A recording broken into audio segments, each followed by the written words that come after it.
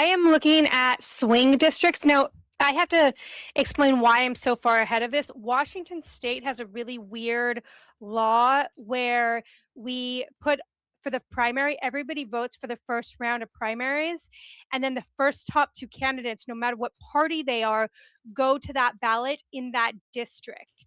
And so there are districts like Seattle where you can only vote basically for like the top two Democrats because the Republicans don't even make the top two in that specific district. It's a very weird system, but that's basically how it works. So there's other parts of the country that I think are like that as well. I'm not exactly sure. I just know ours. I've never voted in Seattle, so I've never had to deal with that problem. I've always been able to vote for Democrat or Republican. But for Republicans in those areas, you are going to mostly see people just not voting in the in like Seattle. If I was a Republican living in Seattle, I just wouldn't vote for the presidency. So there's swing districts across the United States. I know ours, but I had to look up the others and kind of see what was going on there. And essentially, the areas that are more popular, this is going to not be surprising, but the areas that are a little bit more, the swing districts that are a little bit more populist favor Vance. But um, Rubio has higher favorability with independents, and Rubio is still liked by registered populist Republicans. So where I think that he needs to go in Washington and Oregon is specifically lean on Vance on issues of religious liberty, because Vance is very, very weak on that because he's tied up with integralists, um, which is a Catholic thing that I don't know too much about, but I know that people, religious liberty institutions are very like suspicious of them. That's what I know so far. I'm still learning a lot about that. But he needs to lean on like religious liberty and kind of um, in in Western Washington and the Pacific Northwest, this is the thing that I think a lot of the other rest of the country doesn't understand, is that even though there are Republicans here in rural areas and there's very conservative people here, even the conservatives are not religious. We're one of the least church regions in the entire country. So even if we believe in God or we have a church, religion is something that's very, very private and very kind of kept to yourself. And it's always been like very pluralistic in that sense.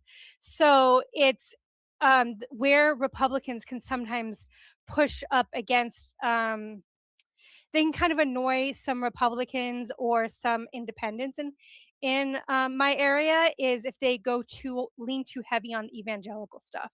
Bush was not necessarily very popular because he was seen as too aligned with the evangelical crowd. Even though I like our evangelicals, they're a really important base.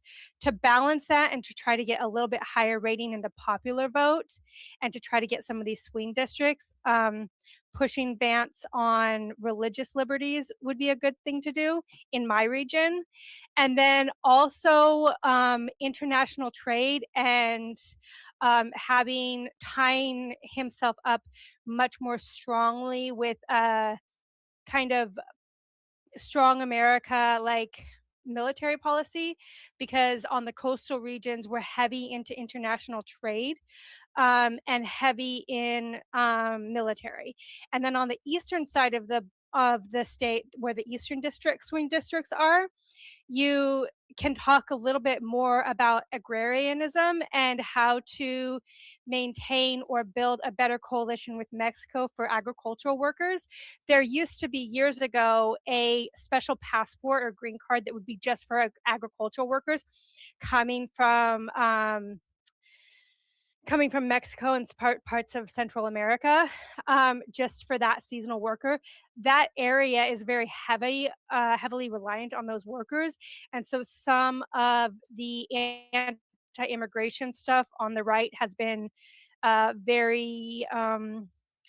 It's kind of ice water on them, even though they are pro legal immigration. They typically will want some kind of exceptions for their agricultural workers. Um, and then as far as other district goes, you have to kind of like the people tend on the eastern coastline, southeast, they tend to prefer Rubio, so he doesn't need to focus as hard on those areas. And Arizona has a semi-closed primary, so I don't really know how that works. But the independents prefer Rubio, and actually even the suburban Republicans prefer Rubio. It's the county areas that tend to prefer Vance in like the Sun Belt. Um, and then of course closer to his area of the Rust Belt, Vance is more favorable. Um, so I'm not sure how to get those areas more on his side. I have to do more research. I've only been, but I know my area first, and then I'm gaining information about the other regions. So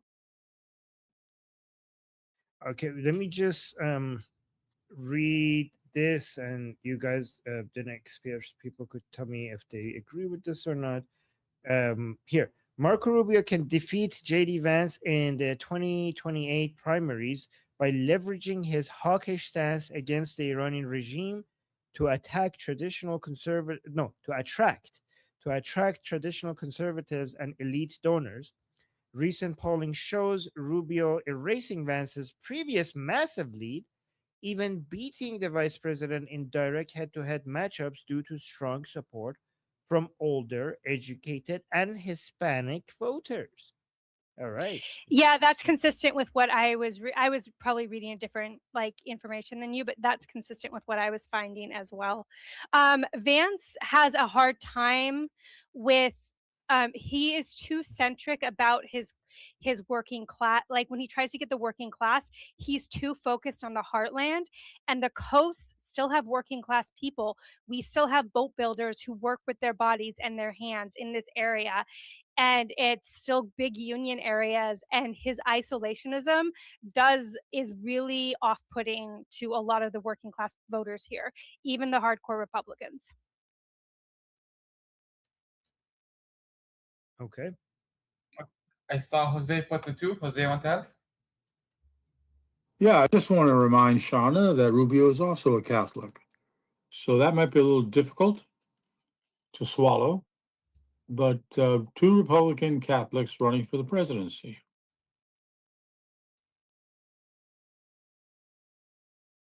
Okay. Oh, Okay, we got let's more. go next to Guy. Yes. So there's a huge difference between the mainstream branch of Catholicism that Rubio subscribes to, and what is starting to seem more like Vance is into, which like the integralist, basically the post-liberal version of Catholicism that in the edges gets to Nick Fuentes territory. Rubio he's Catholic, but he is harmless Catholic for American voters, as far as I can tell. Vance is not, like, at the very least, alarming. If you're not Catholic, Vance should probably scare you. Rubio should not, because he has the core American liberal values that you would expect.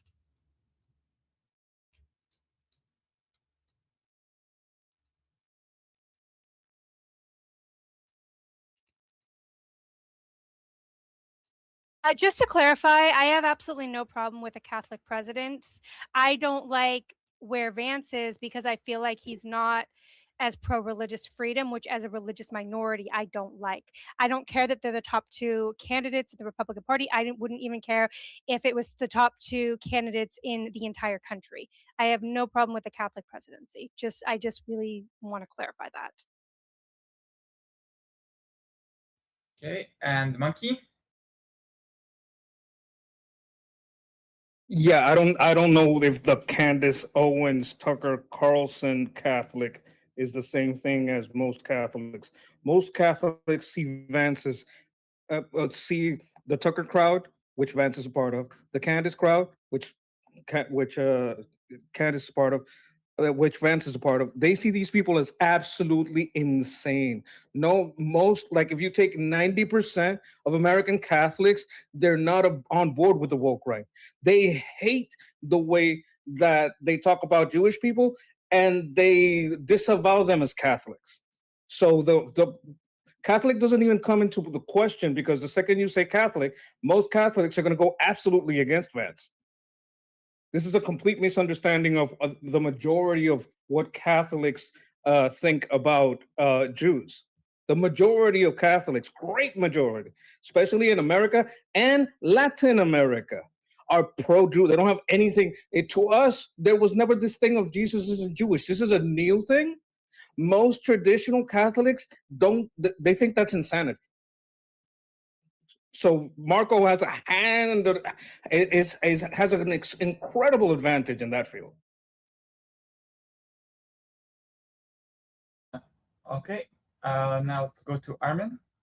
I just had a question. Why is it that being a Catholic is something that people care about in the United States when they're voting at all? Like, can somebody explain that to me? I see Guy put it too. Yeah, the resident American. So, so America was fundamentally a Protestant country all throughout its founding, and actually, like, you can trace, and you would probably disagree with this, but you can trace secularism through Protestantism, because it's the getting away from dogma.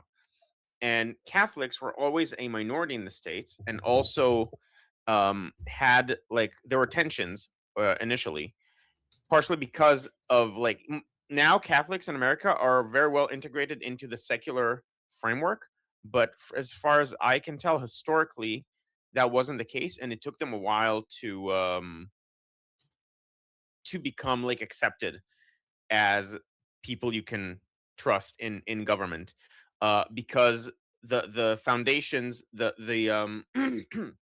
the DNA of American liberalism is heavily affected by Protestantism, and I think also a specific branch of Protestantism, but I don't remember which one, so I don't want to speak out of turn. And now Vance, now there's a resurgence of that kind of Catholic that has in America died long ago, fortunately.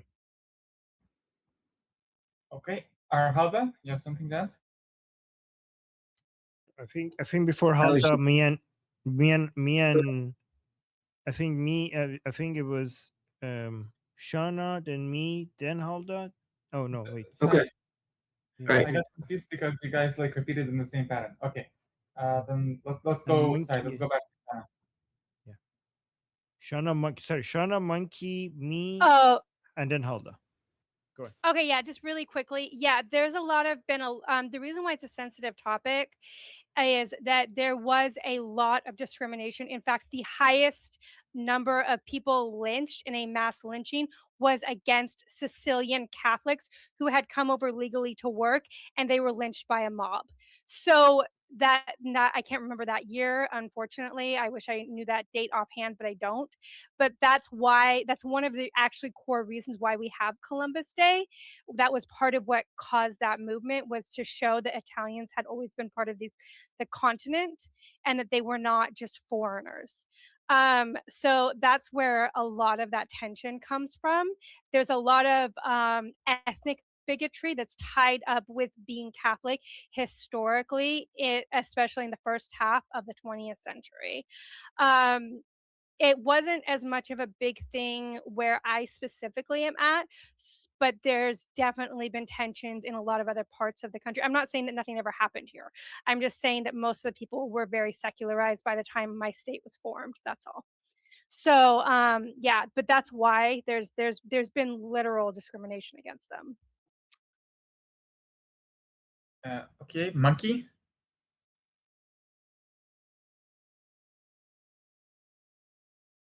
Is there Monkey? You're talking, but you forgot to press unmute. That's true. I'm very sorry. Maybe there was a kind of discrimination 100 years ago. I don't think there's been any lynchings associated with that in over 100 years. I don't think anybody cares about that right now. What I'm talking about is most Christians, Catholic or not, because it's not like the evangelicals is going to, oh, I'm not going to vote for a Catholic. That's not going to happen. Not in 2026. I'm talking about 2026. In 2026, there's not this great gulf between Catholics and evangelicals. The people that love to sell statistics because they want clicks on their video about statistic will play this great divide between evangelicals and Catholics. The fact is, most evangelicals and Catholics will say, hey, we're okay with Jews. We don't hate Jews. We think Jesus was a Jew. And there are very few that will go into these crazy waters of Jesus wasn't a Jew, Jews are evil. This is a great majority. It doesn't matter if Marco was a Catholic or an evangelical, or if they were both evangelicals, it would be the same thing. They're both Christians. That means most Christians will align. Orthodox will align. Evangelicals will align. Catholics will align. And if we're aligning with one of these two, one of these is going to sound like a fake Christian, and one of this is going to sound like a real Christian. And the one that's going to sound like a fake Christian is JD Vance. Thank you, Monkey. Armin is next. Oh yeah, I just wanted to quickly say, Guy, no, I don't disagree. I always think secularism is often pushed by people who are minority religion or minority non-religion, and secularism benefits everybody, especially people who have the minority view in their religious views. So a lot of people think secularism is for atheists. No, secularism is for everybody, especially if you don't have the majority religion or religious view. So historically, secularism was actually pushed for not by atheists, but by religious people. All right. So I agree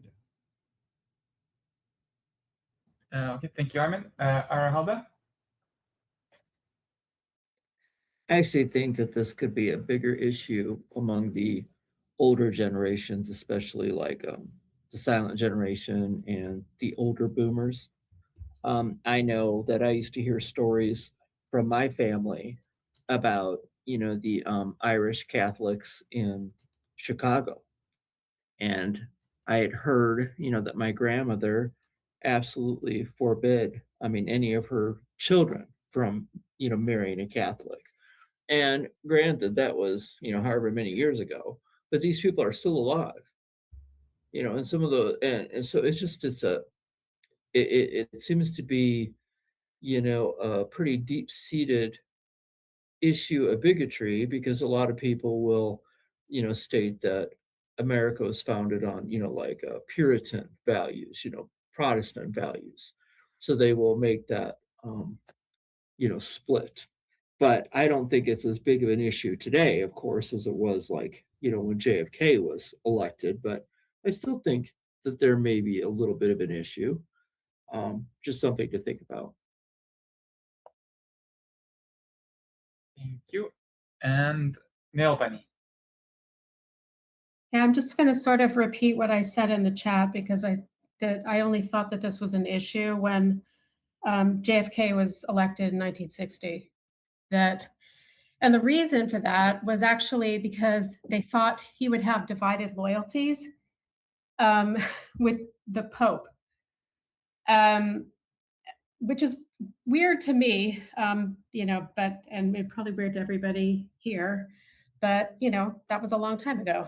And I suppose there's something to it in the fact that the United States was founded by essentially Protestants, coming from the people that were of the Enlightenment, which emerged in the UK, in Scotland, especially in England, and that, of course, is Protestant. So I think that Protestantism was associated with the Enlightenment and the founding of the United States, and that it wasn't seen as being something that it was not Catholic, I think. But with regard to JD Vance, I'm not sure about this, but what's her name? The nutcase, Candace Owens. She claims that she's Catholic, but I mean, she doesn't seem Catholic to me at all. I mean, I don't know what kind of Catholicism she thinks she is, but she isn't like any Catholic that I've ever known. I don't think that she's a Catholic. I don't think she is at all. I don't know what the hell she is. Anyway, so maybe JD Vance is one of those. I don't know. Actually, maybe Monkey knows. I don't. But definitely Marco Rubio, being from his background, that's a Catholic. Okay, I saw before Dina was asking in the chat how to raise her hand. Dina, did you want to speak? Can I speak? Yes, on this topic or just on a different topic? Related to Christians and Jews. Yeah, then go ahead. And JD. So I actually like that at one turning point meeting, he said, yes, we Christians and Jews don't agree on everything, because it was important to me as a Jew that he made that clarity. I find it very insulting as an Orthodox Jew when Christians and Catholics try to missionize us and they say, oh, we believe in the same God. Like, it would be insulting to a Christian if I would say that. Like, don't lie to me, and I'm not going to lie to you either. If someone wants to profess their faith and share their faith, they obviously should have a right to do that and a responsibility to share the truth with others. But to shove it onto other people and in a lying and manipulative way. I live in Israel where there's lots of missionaries, and I love Christians who live here, but not the ones who are manipulative and bullying about it. Okay, thank you, Dina. Your sound quality. Yeah, welcome to our your group. Sound quality is kind of. Okay, I'm going. No, but I wanted to say things. Welcome to our group, but the sound quality is really hard to hear. You go ahead, Danny. Yeah, that's exactly what I was going to say. I was also going to add, if you want to talk, put a 2 in the chat to respond on the topic, or a 1 to add a new topic. You could put a 1 in the chat for a new topic and a 2 in the chat for responding to the already existing topic. It just would be very helpful if you could figure out how to improve the audio. And also, again, welcome to our group. Okay, thank you, Dina. Sophie, you're next.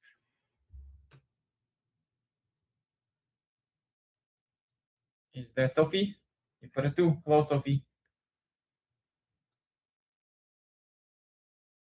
Sophie? I can't hear you. Yeah, we're not hearing you, which is sad because I really wanted to see what Sophie had to say. All right, I'll try to go out and come back in. I don't know why you can't hear me, or I can't hear you. We can't hear you now. Okay, go ahead. You can hear me now? I can hear you. Yes. I don't know. I'm sorry, guys. I don't know what's going on with the mic. Okay, so I just wanted to respond to something Nail Bunny said, but also a brief comment on what Dina said. Nail Bunny, so with knowledge of, going back centuries in the South and the Bible South, the Bible Belt, I think a lot of times there's just a lack of familiarity. So people genuinely did not understand, what does this mean for JFK and a Catholic running? They just didn't understand. They were like, because it's just foreign, they just didn't have as many Catholics over there. So they're like, okay, how does this work? Does he have to call the Pope for things? Does he have to consult with the Vatican? How does this work? It's just foreign. And just to add a little humor, I mean, it wasn't really like, something more than that. I get asked sometimes by people over there. I've been asked by friends that are Orthodox Jews that are in another country, where they've said, what are, for example, different religious group, what are the Mormons? What do they look like? What do they do? And I'm like, well, they look like people and they wear clothes, and but it's just a lack of familiarity for specific groups where they have lived if they haven't encountered a particular people. I don't think it's more than that. To what Dina had said, I share a lot of her thoughts about obnoxious proselytizing and manipulation and deceit and exploitation. It actually really bothers me as a Christian, if that's directed at Jews and generally people that I think are, I don't like deception and exploitation of people. But I would say that while you are welcome to disagree about how Orthodox Jews see their God, as an Orthodox Jew, it isn't always a proselytation and I can't speak right now, proselytizing, and it isn't a lie or a deceit when Christians say in sincerity and truth that, we think that we worship the same God. We in fact do see that. I am a Christian who sees that as the God in the Tanakh and Old Testament, as Christians would call it, is the same as in the New Testament. They're one and the same. I'm not asking you to believe that, but to say that people don't sincerely believe that to be true is something else. And also, last thing is just that I reject this thing, and I put it in the chat, that most Christians would prefer electing a Christian. Most Christians should not speak for most Christians because there's way too many diverse Christians. And personally, I actually have elected somebody locally that is an Orthodox Jew, and that is actually factors into part of my reasoning, politically and other things. And I'm completely, I think that's awesome. I would not necessarily prefer somebody Christian for president or for some other party, and I'm happy if they're Jewish. And I often would find more things in common with somebody who's Jewish than, something else. It's just, anyway. So have to be careful when we're talking about all this and most people, or, speaking for big groups. 2 billion people around the globe. Okay, thank you so much, Sophie. Okay, one more response from Kari.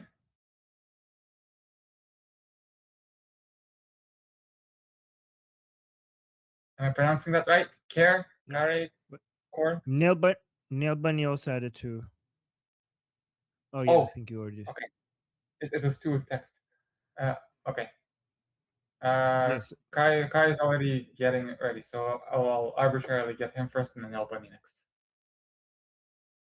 Okay, so it's just a view from Norway here is that here the people who tend to be most pro-Israel and friendly to Jews tend to be religious Christians, and there's a wide perception in our society, at least, that the two things tend to be somewhat correlated.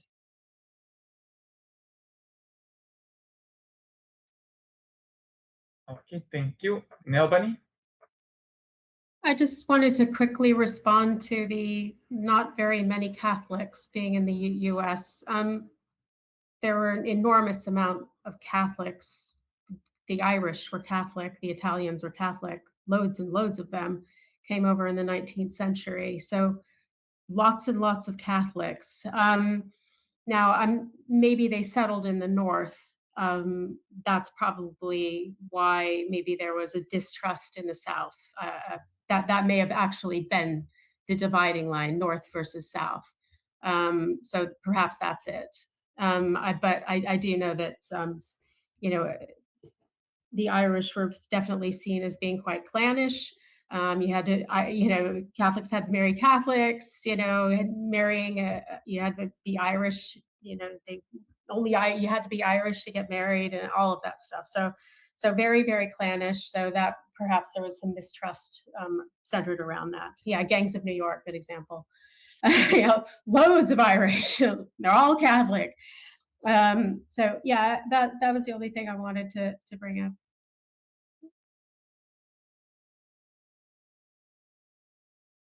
Okay, everyone ahead on the list suddenly left.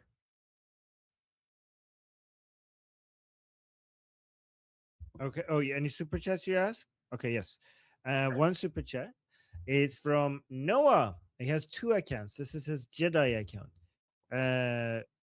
Okay. So Noah is saying, "Sorry, Armin, something happened at home, and I had to get off. I hope I can speak on my topic tomorrow. I hope you have a wonderful rest of your day, man."